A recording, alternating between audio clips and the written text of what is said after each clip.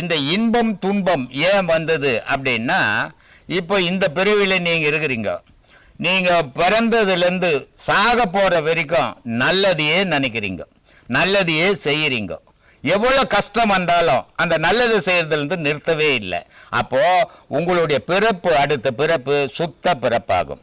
சுத்த பிறப்பாகும்போது உங்களுக்கு செல்வந்தனா வாழ்வீங்க நீங்கள். ஆனால் இந்த பிறப்பில் என்கிட்ட 10 ரூபாய் இருக்குது, மற்றவங்கிட்ட இல்லை, அவனை கேலி பண்ணி இழிவுபடுத்தி அவனை அசிங்கப்படுத்தும் போது எந்த உலகத்தில் நீ மற்றவனை இழிவா நினைச்சியோ, எந்த உலகத்தில் நீ மற்றவனை அசிங்கப்படுத்தினியோ, அதே உலகத்தில் நாளைக்கு உன்னை இழிவாக்கிடுவான், உன்னை அசிங்கப்படுத்துவான். இது பிறப்பினுடைய ரகசியமா. இன்னைக்கு நீ என்ன செய்யறியோ அது அடுத்த பிறவி. இதுக்கு பேர் தான் தலைவிதின்னு வச்சுக்கிறோம். ஒவ்வொரு மனிதனுக்கும் இறைவன் யாருக்கும் இந்த தலைவிதி எழுதுறதே இல்லை. மனுஷனுடைய செயல் மரணத்துல அவனுக்கு விதியா மாறி போகுது.